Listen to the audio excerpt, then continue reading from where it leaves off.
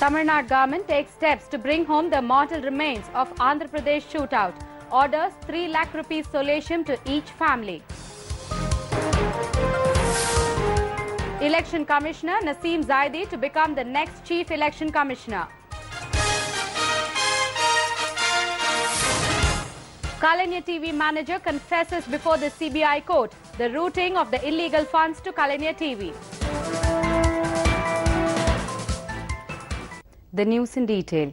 The Tamil Nadu government, which follows a path emblazoned by the people's chief Ms. Jaya, has incorporated necessary measures to retrieve the mortal remains of the victims who were gunned down by the Red Sanders anti-smuggling task force in Andhra Pradesh. A cash solatium of 3 lakh rupees each has been ordered by the Tamil Nadu government to the families of the victims from the Chief Minister's Public Relief Fund.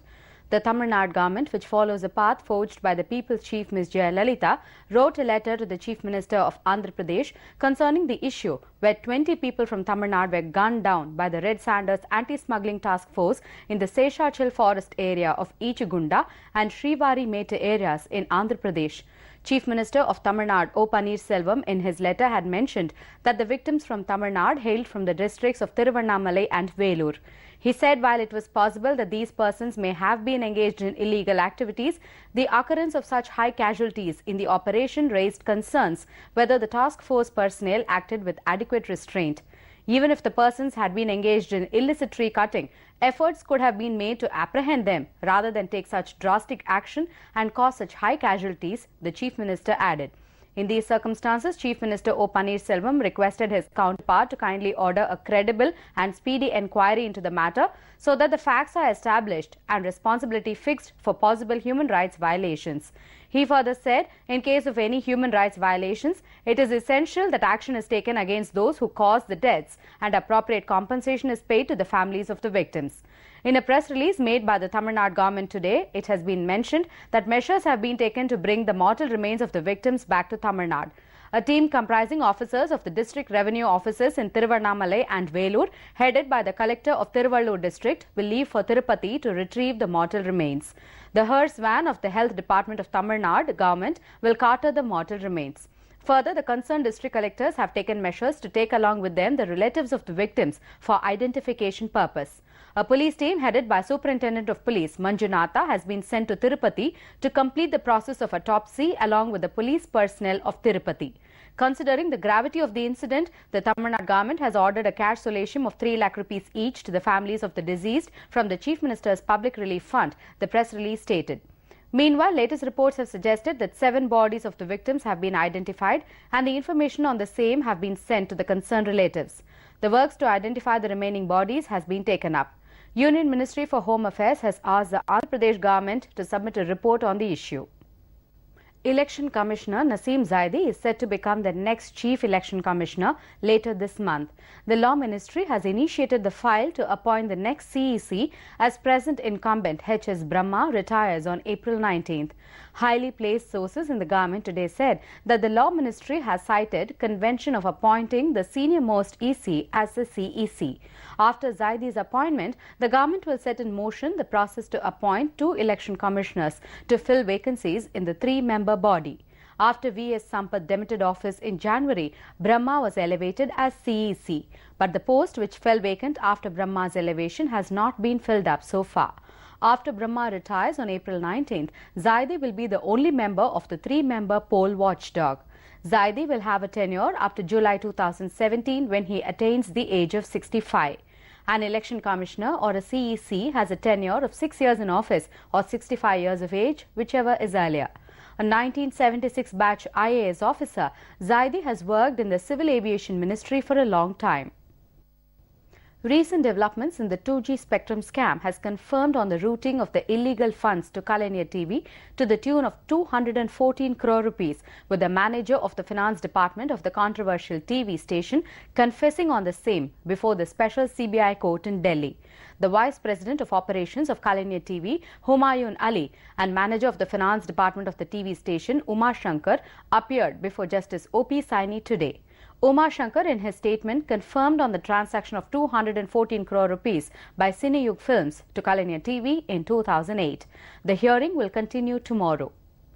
Actor Amitabh Bachchan and Prince Karim Aga Khan were among the eminent personalities awarded the Padma Vibhushan by President Pranab Mukherjee today. Besides them, senior Supreme Court advocate K.K. Venugopal and D. Virendra Hegde of the famous Dharmasthala Jain Temple in Karnataka were also conferred the Padma Vibhushan. Padma Vibhushan was also conferred on Mallur Ramaswamy Srinivasan for his work in science and engineering and jurist K.K. Venugopal for public affairs. Apart from Padma Vibhushan, the President conferred awards in other categories of Padma Awards, namely Padma Bhushan and Padma Shri. Filmmaker Janu Barua got Padma Bhushan. Hockey player Sabha Anjum, woman cricketer Mithali Raj, economist Bibek Debroy, IT honcho TV Mohandas Pai and musician Ravindra Jain were given Padma Shri. The awards were announced on the eve of this year's Republic Day. The General Secretary of the AIADMK and the People's Chief Ms. Jaya has condoled the death of a party cadre who lost his life while discharging party-related works during the party's organizational elections. The People's Chief Ms. Jaya in her condolence message said she was grieved over the death of M. Ponnambalam, the party's presidium leader of Virudachalam Union in Kadalur East District. She also ordered a financial assistance of 3 lakh rupees to his family on behalf of the party's Family Welfare Assistance. Daniel Carman, ambassador of Israel, called on the Chief Minister O. Pannirselvam today at the State Secretariat in Chennai. During the meeting, Minister for Housing, Urban Development and Agriculture R. Vaithilingam was present. The Chief Minister welcomed the Israeli ambassador and his delegation to Tamil Nadu and recalled that India and Israel established full diplomatic relations in 1992. Since then, the relations between the two countries have grown. Defence and agriculture are the 2 pillars of the bilateral cooperation between India and Israel. Their future vision should be to build a strong partnership in high-tech areas. This would benefit both economies. The Chief Minister highlighted that within India, Tamil Nadu is one of the best performing states which has already attracted over $16 billion of foreign investment.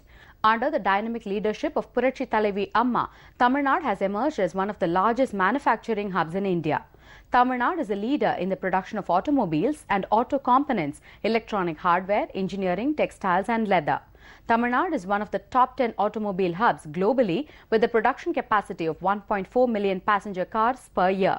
Israeli ambassador mentioned that his visit to the centre at the Thali in Krishnagiri district for the cut flower cultivation was very fruitful and the state could be proud of the manner in which the centre was developing.